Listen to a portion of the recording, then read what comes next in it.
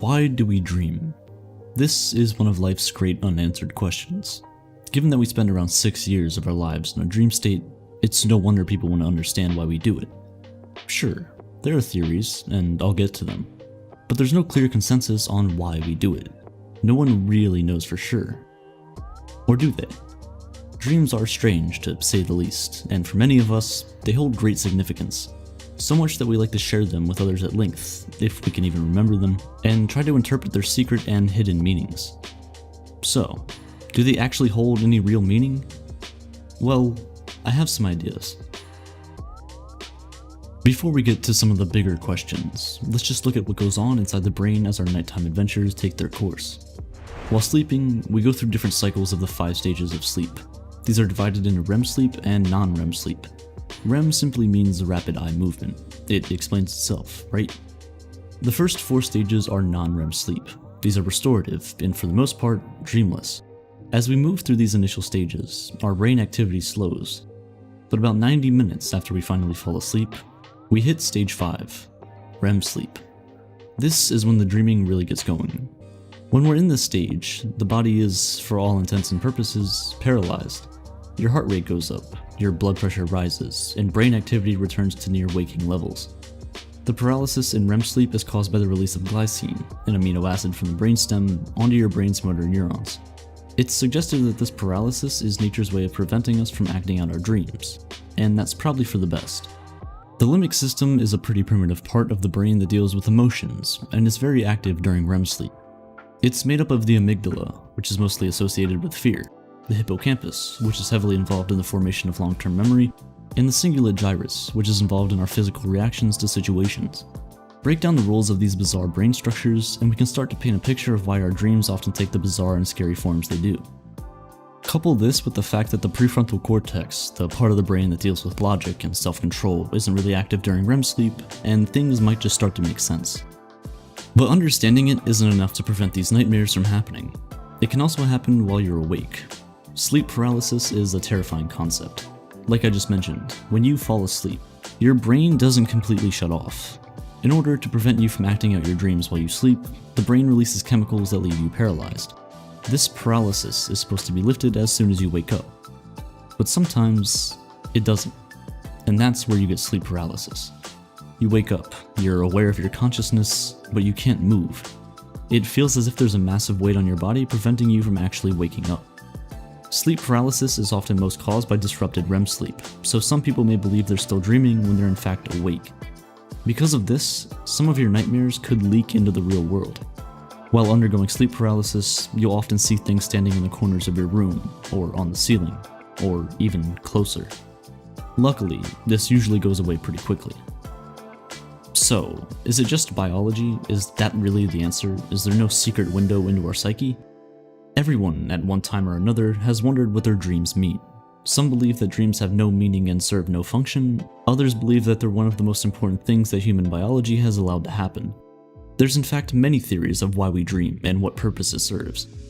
I can't really go any further without mentioning Freud. His theories of dreams are probably the most well-known around the world. It focuses on the content of the dreams themselves as an explanation of the function of dreaming. German psychiatrist Sigmund Freud theorized that dreams represented a window into the unconscious mind, a reservoir of feelings, thoughts, urges, and memories that are beyond our conscious awareness. The bulk of the iceberg submerged deep underwater. Most of the contents of the unconscious mind are supposedly unacceptable or unpleasant, representing feelings of pain, anxiety, or conflict. When we're sleeping, the forces that keep these feelings in check are weakened, allowing us to live out our desires and even fears through our dreams. Freud strongly believed that by exploring dreams, people could increase self-awareness and gain an insight into their unconscious self that would then help them deal with problems in their day-to-day lives. He also argued that the true meaning of our dreams is hidden within their actual content, and that interpretation is needed to understand how they relate to our unconscious fears or desires. Many of you watching might even agree with this. Despite the fact that there is absolutely zero evidence to back this account, it is pretty much unfalsifiable, even though more modern explanations now exist that are better informed due to a deeper understanding of how the brain works. 20th century Swiss psychiatrist Carl Jung also believed that dreams allow us to tap into the unconscious, but argued that it was a collective unconscious that we were able to access through our dreams. According to Jung, This is a theoretical repository of information shared by everyone, in which certain symbols in dreams have meanings that are similar for all people, regardless of culture or location. This could explain why so many of us share variations on common themes in our dreams, like falling, being chased, or our teeth falling out. Any of these sound familiar? Dream interpretation is the process of assigning meaning to dreams. Even today, the practice plays an important role in various forms of psychotherapy, which is surprising given that there is only a little evidence so far that shows understanding of interpreting dreams has a positive impact on mental health. This could be because evidence also shows that people tend not to attribute equal importance to all dreams. Motivated reasoning comes into play. People are more likely to view dreams that confirm their waking beliefs and desires as meaningful compared to dreams that contradict them.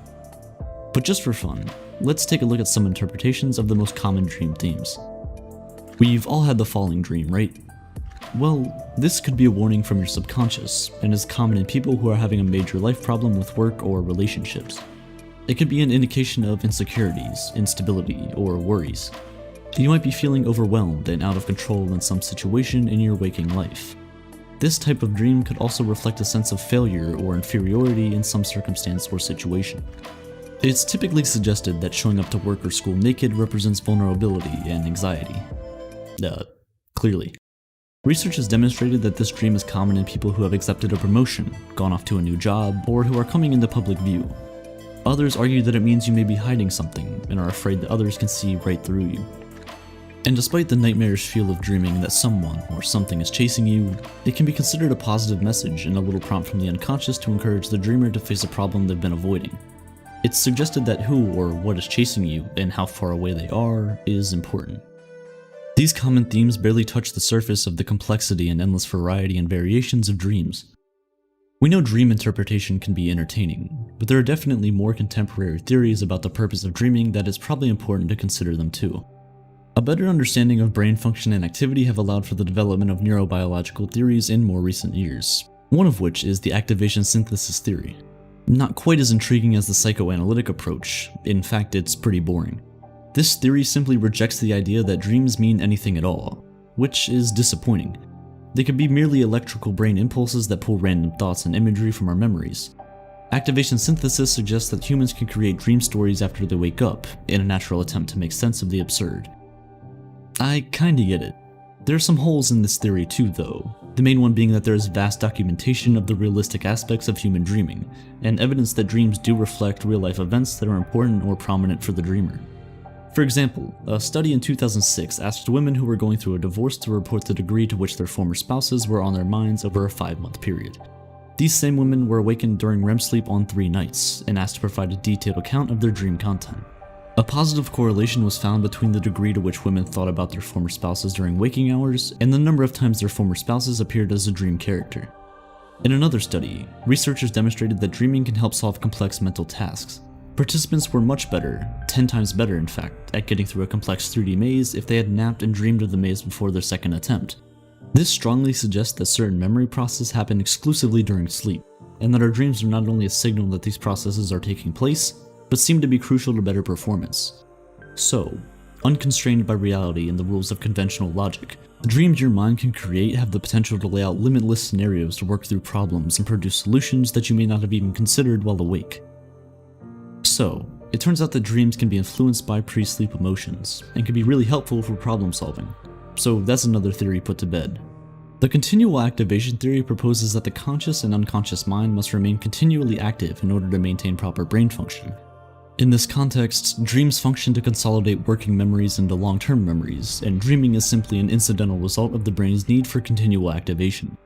This means that if the brain's activity falls below a certain level, such as during sleep, it is stimulated to maintain activity through dreams.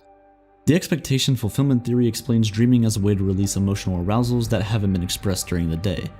This frees up space in the brain to deal with the emotional arousals of the next day and allows instinctive urges to stay intact. In effect, the action we wanted to take is completed in a metaphorical form, and this prevents a false memory being created because we perceive the action as a dream instead. So dreams are metaphors for unfulfilled arousals and expectations, but because sleep does not involve the same stimulation of waking life, dreams draw on memory instead of motor or sensory activity. It is this process that apparently generates the unusual imagery, narratives, and thought patterns we experience in dreams. This explanation has received validation anecdotally through people's personal experiences, but same old story, it is essentially unfalsifiable. Interpretation of dream events is subjective, so we aren't able to put this theory through rigorous scientific testing. I could go on with the theories for days, but you get the point. No one really knows. It's very difficult to disprove most theories. Maybe some of the more fascinating dream phenomena can shed light on the function of dreaming. The term lucid dreaming was coined by Van Eeden way back in 1913, although people were writing about this kind of experience as far back as the 1800s. It describes a state in which the dreamer is aware they're asleep, and sometimes has the ability to control events and actions. It most commonly occurs during late-stage REM sleep, and essentially allows your conscious mind to control something your unconscious mind normally controls. Lucid dreamers report being able to fly, taste, smell, and touch pretty much anything they want. It's more common than you think, with about 55% of people having experienced the state at one time or another. For starters, participants were asked to perform specific ocular movements if they became lucid while dreaming. By ocular movements, I mean moving your eyes, that's literally it. This is possible actually, and it's kind of ingenious, because eye muscles are free to move during REM sleep. By determining exactly when the sleeper was lucid dreaming, researchers were able to take recordings of brain activity during this state. The evidence showed some interesting and specific brain activity that represents a mixture of both waking and normal REM sleep. It also seems that the brain undergoes a specific altered state of physiology during lucid dreaming that constitutes a hybrid state of consciousness.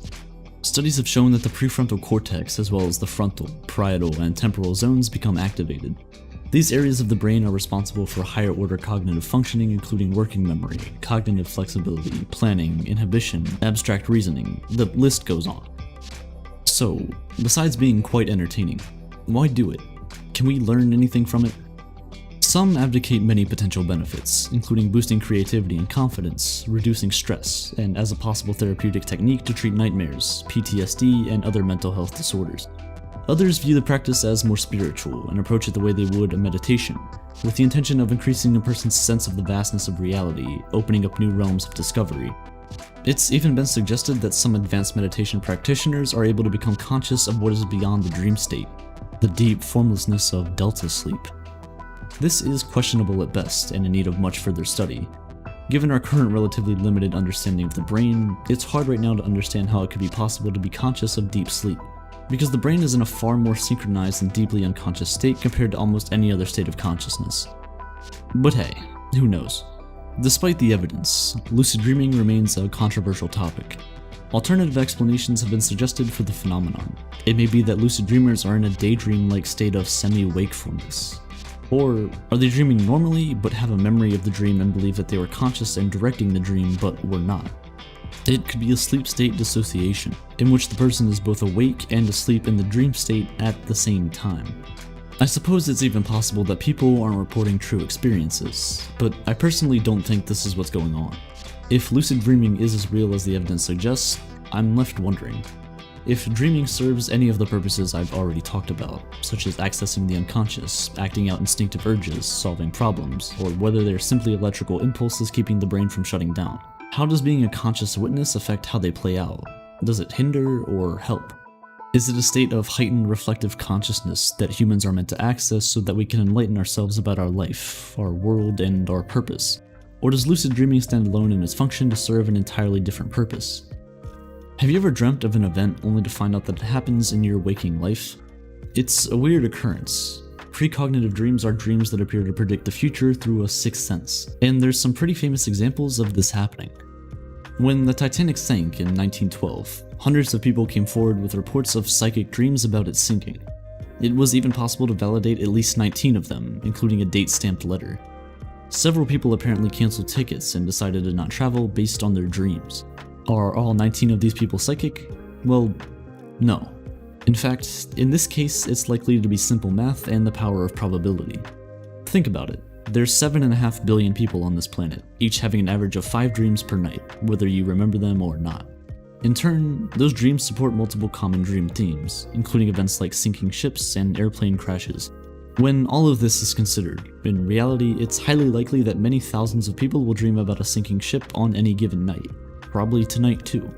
Now, add in a bit of unconscious insight and media suggestion for a good measure. The Titanic was the world's largest ship on its maiden voyage, and was in the headlines before it even undocked. The media had called it unsinkable.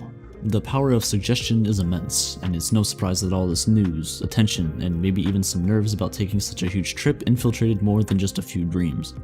So, the next time you dream about an event that has nothing to do with you and it comes true, it's probably just a coincidence. Probably. But what about dreaming of your own death? This is a deeply personal experience, and probably not subject to extensive media attention. It's exactly what happened to Abraham Lincoln. 2 weeks before he was shot dead in 1865, Abraham Lincoln had a dream about a funeral at the White House. When he asked someone who was in the casket, they replied, "The president, he was killed by an assassin." Clearly, he didn't listen, because at the time he was assassinated, he had given his bodyguard the night off. If the premonition dream is about something close and personal to you, some might argue that your subconscious mind is accessing a piece of information that you weren't consciously aware of in your waking state. You just missed it. The brain has so much to process every second you're alive, it only makes sense that some information is lost. So it's less psychic power and more inner feelings or intuition that you're experiencing through your dream. And this takes us neatly full circle back to the question of why we dream. If you don't believe in psychic abilities that manifest in dreams, then precognitive dreams are essentially the window into our unconscious. Of course, as always, some disagree with these explanations of precognitive dreams, and suggest that when matches occur on such a reliable and frequent basis, this can't be entirely down to coincidence. Some of these people turn to a mix of philosophy and physics to understand how precognitive dreams might happen. To truly understand these theories, it is necessary to assume that the future consists of many possibilities, and which one becomes reality is determined by the choices we make. The butterfly effect shows up yet again. Ultimately, common sense would tell us that dreams likely serve many purposes as opposed to just a single one, and how we choose to understand our dreams and why they happen is largely a product of time and culture. The function of dreams may have even changed as humans have, and continue to change across time itself. What once acted as a rehearsal system for evading predators is now serving to help us navigate the social and technological complexities of modern life and its stresses. Dreaming is vital. The link between dreaming and REM sleep is undeniable, as are the benefits of REM sleep for our health and well-being. So don't stifle them. They're only trying to help you. Sweet dreams.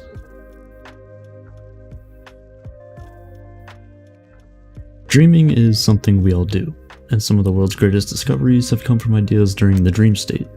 Learning how the brain works is an ongoing journey, but we're already working on making our technology act more like our brains. For example, neural networks. But those can be hard to understand. But luckily, we have Brilliant. Brilliant has a course on artificial neural networks, as well as 60 other courses to help you become a math, science, and computer science expert.